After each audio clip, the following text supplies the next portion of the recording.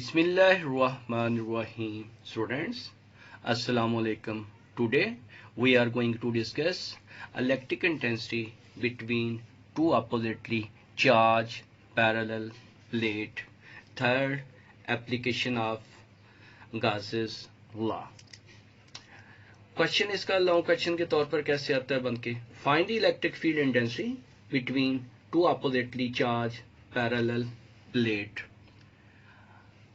Consider two parallel oppositely charged and closely spaced metal plates of infinite extent separated by a vacuum.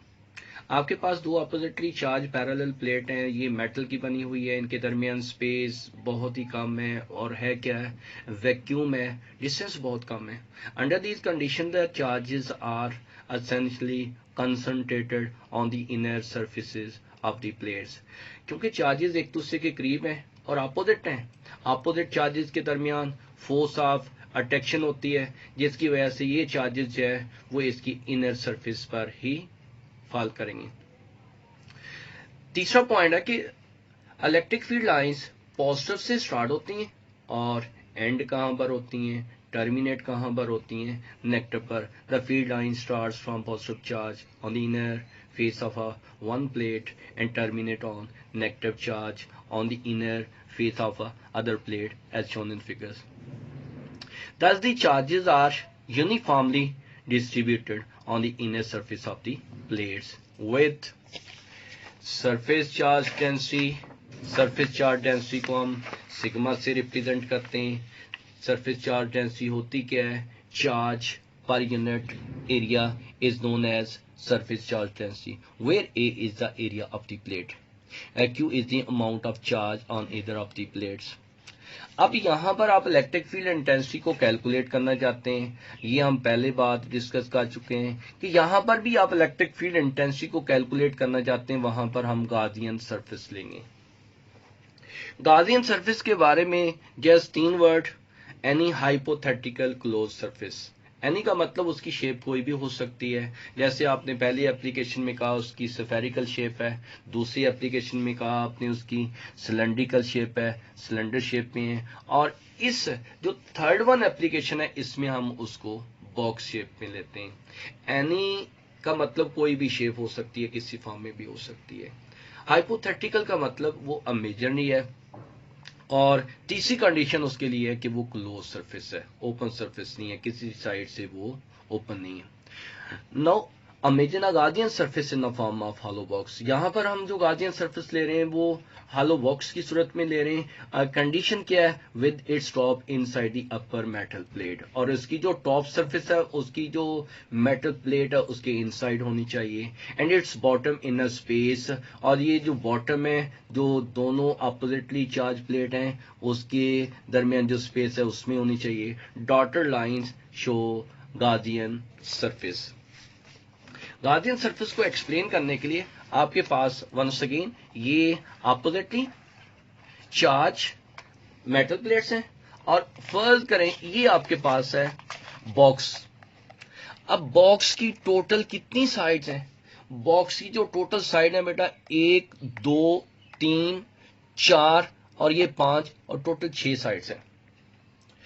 Box की total 6 sides हैं आपके पास. Top surface जो है वो चलेगी plate के इनसाइड, तो इसका मतलब टॉप सरफेस की वजह से इलेक्ट्रिक फ्लक्स 0. बाकी 4 साइड, एक ये बेटा, एक ये साइड, ये वाली, और इसके इनर अपोजिट साइड, ये 4 सरफेस की वजह से भी इलेक्ट्रिक फ्लक्स 0 होगा. क्यों 0 होगा, यहां से इलेक्ट्रिक लाइंस इस साइड को पास कर रही हैं, इसका मतलब इसके पैरेलल जा रही हैं, इस जो एरिया से लाइंस पास नहीं कर रही. अगर लाइंस पास नहीं कर रही तो इलेक्ट्रिक फ्लक्स कितना होगा, 0. इस साइड से इलेक्ट्रिक फ्लक्स 0, इस साइड से इलेक्ट्रिक फ्लक्स 0, इस एरिया से electric flux 0. Electric lines area के पैरेलल है, लेकिन वेक्टर एरिया ऐसे बनता है, परपेंडिकुलर बनता है. इसका मतलब यहां पर एंगल कितना बन रहा है, 90. यहां पर एंगल कितना बन रहा है, 90. तो जब एंगल 90 हो तो उस वक्त इलेक्ट्रिक फ्लक्स कितना होता है, 0. तो इलेक्ट्रिक फ्लक्स यहां पर सिर्फ ये जो आपके पास बॉटम सरफेस है इसी में से लाइंस पास करेंगी। इसमें से आप ये कह लें कि जो लाइन ऐसे आ रही हैं, जो एरिया ये वाला है, इसमें से लाइंस इलेक्ट्रिक लाइंस पास करेंगी। इसका मतलब इसकी वजह से इलेक्ट्रिक फ्लक्स होगा। देखते हैं आपके पास जो टोटल फ्लक्स है, आपने देखी जितने भी एप्लीकेशन की है ना, तीनों एप्लीकेशन में, एक नहीं तीनों एप्लीकेशन में आपने सेम स्टेप किए। जो आपके पास पहली एप्लीकेशन थी उसमें आप गौर करें इस फिगर पर दोबारा, आपने ये गार्डियन सरफेस ली थी बॉल शेप में, फुटबॉल के अंदर है ये, आप ये कह लें कि छोटी बॉल है, और इसमें आपने गार्डियन सरफेस में इलेक्ट्रिक फ्लक्स को कैलकुलेट किया। वो इलेक्ट्रिक फ्लक्स किसकी इक्वल था? Q over epsilon not. Q यहां पर 0 था, फाई अलहदा बात है कि वो कितना आ रहा है, 0 के इक्वल आ रहा है। जो दूसरी एप्लीकेशन थी, दूसरी एप्लीकेशन में आपने गार्डियन सरफेस ली थी सिलेंडर शेप में, और सिलेंडर शेप में जो टोटल फ्लक्स था आपके पास वो कर्व सरफेस और फ्लैट फेसेस दोनों की वजह से था। फ्लैट फेसेस जो एंड फेसेस है उसको फ्लैट फेसेस कहते हैं। और यहां पर जो टोटल फ्लक्स है वो किसकी इक्वल आ गया है? 2EA। यहां पर जो गार्डियन सरफेस है वो आपके पास है हॉलो बॉक्स शेप। तो यहां पर भी आपने इलेक्ट्रिक फ्लक्स को कैलकुलेट करना है। तो इलेक्ट्रिक फ्लक्स यहां पर किसके इक्वल होगा? Now the electric flux through a guardian surface is flux through 4 faces. बताया आपको बेटा कौन कौन से वो 4 फेसेस हैं, plus flux through a top, plus flux through a bottom. अब जो आपके पास 4 फेसेस हैं वहां पर 4 से मल्टीप्लाई कर लें, EA सभी के दरमियान एंगल 90 बन रहा है। और जो फ्लक्स टॉप सरफेस पर है तो वो तो है ही बेटा प्लेट के अंदर है, तो वहां से तो कोई लाइंस पास कर ही नहीं सकती। इनसाइड प्लेट इलेक्ट्रिक फील्ड जो है वो कितना होता है? 0। इसका मतलब ये है कि इसकी वजह से भी इलेक्ट्रिक फ्लक्स कितना हो गया? 0। Flux to the bottom EA cos 0, ये मैक्सिमम है। इसका मतलब यहां पर field lines are parallel to the surface of the side. यहाँ पर no field is present inside metal plate as field lines are perpendicular to the surface of the bottom. तो यहाँ पर इलेक्ट्रिक फ्लक्स कितना आ गया? 0 + 0 EA। और फिर आप क्या करते थे? Surface charge density sigma Q over A, और यहाँ से Q किसकी इक्वल है? Sigma A। जो सेकंड एप्लीकेशन है वहां पर भी यही आपने स्टेप किया था। Charge enclosed by the surface किसकी इक्वल आ गया? Sigma A। फिर आपने गाउस लॉ को अप्लाई किया था। गाउस लॉ किसकी इक्वल है? 1 over epsilon not times the total charge. यहां पर in this case total charge किसकी इक्वल है? सिग्मा ए। अब इसको इक्वेशन नंबर आप ये कह लें कि 1 आपके पास है, ये 2 है, दोनों इक्वेशन का कंपैरिजन कर लें तो ए से ए कट ही आता है। तो यहां पर आपके पास ई किसकी इक्वल है गया? Sigma over epsilon not. अब बेटा यहां पर the field intensity is same, कुछ पॉइंट नोट करने वाले हैं। The field intensity is same at all points between the plates. याद रखना है फील्ड इंटेंसिटी, क्योंकि यहाँ पर चार्जेस जो है वो यूनिफॉर्मली डिस्ट्रीब्यूटेड है, इसलिए फील्ड इंटेंसिटी जो है वो क्या होनी है? सेम होनी है। सेकंड बेटा point, the direction of field is from positive to negative.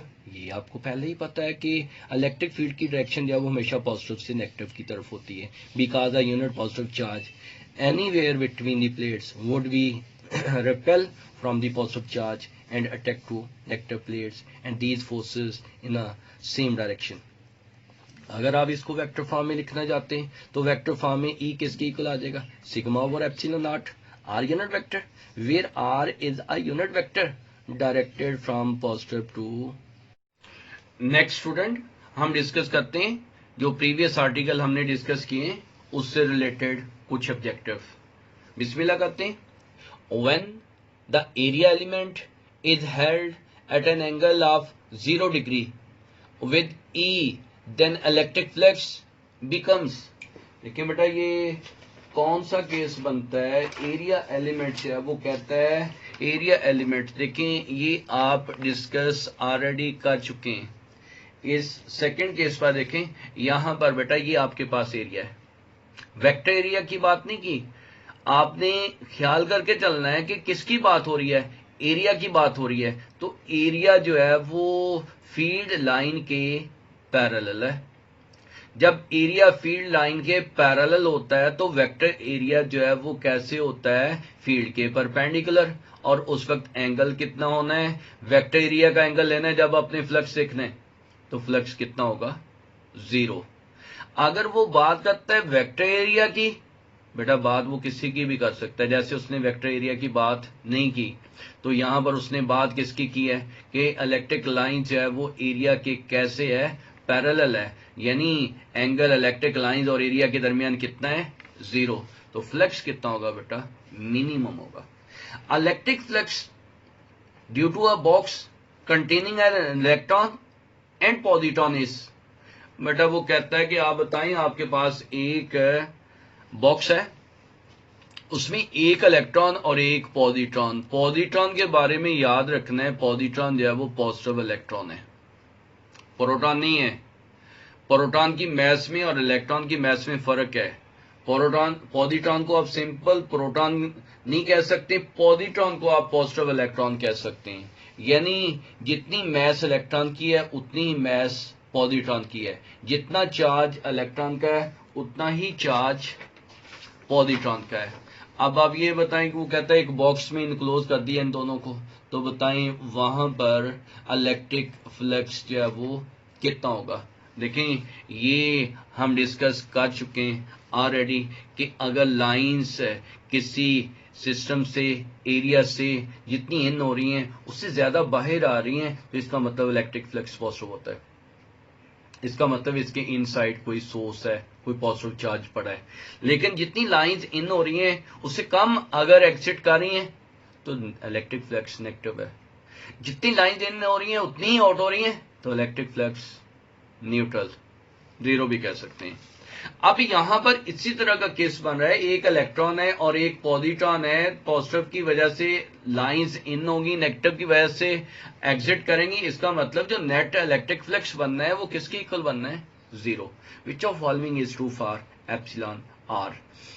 बेटा पहली स्टेटमेंट भी ठीक है, ये भी ठीक है, इसका मतलब ये दोनों ऑप्शन बनते हैं, तो फिर आपके पास डी ऑप्शन आ जाता है। The number of electric lines of force passing through unit area held perpendicular to electric field line is called।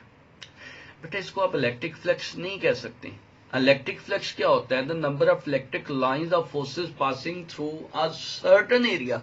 यहां पर उसने कंडीशन इंपोज की है, यूनिट एरिया की बात की है। आपको पता है इलेक्ट्रिक फ्लक्स का फार्मूला क्या है, इलेक्ट्रिक फ्लक्स का फार्मूला है ई डॉट ए या सिंपल ई ए। तो यहां से आप ये बताएं कि ई किसके इक्वल आएगा, बेटा फाई ओवर ए। फाई क्या है, इलेक्ट्रिक फ्लक्स, फ्लक्स पर यूनिट एरिया, फ्लक्स पर यूनिट एरिया ये किसके इक्वल आ रहा है, इलेक्ट्रिक फील्ड इंटेंसिटी के इक्वल आ रहा है, और इसको हम इलेक्ट्रिक फ्लक्स डेंसिटी का नाम भी दे देते हैं। तो फिर यहां पर ऑप्शन क्या बनता है, इलेक्ट्रिक फ्लक्स डेंसिटी पॉसिबल है, electric field intensity, electric field intensity ये भी पॉसिबल है बेटा, तो इसमें फिर ये दोनों ऑप्शन बन जाते हैं। The electric intensity due to an infinite sheet of charge as compared to two oppositely charged plates। बेटा देखें आपने ये दोनों एप्लीकेशन पढ़ी हुई हैं। Electric field intensity due to an infinite sheet of charge sigma over 2 epsilon naught होती है। Electric field intensity due to oppositely charged sigma over epsilon naught है। अब उसने इसका इसके साथ कंपैरिजन किया है, इन्फिनिट शीट ऑफ चार्ज का जो आपके पास इलेक्ट्रिक फ्लक्स है वो इससे क्या बनता है, ये तो उससे डिवाइड हो रहा है, इसका मतलब ये कितना बन रहा है बेटा, हाफ बन रहा है। विच of following is not correct, electric line of forces never cross, बिल्कुल ठीक है। E has unique value at a one particular value। बेटा E की कहता है particular value पर unique value होती है, ये भी ठीक है।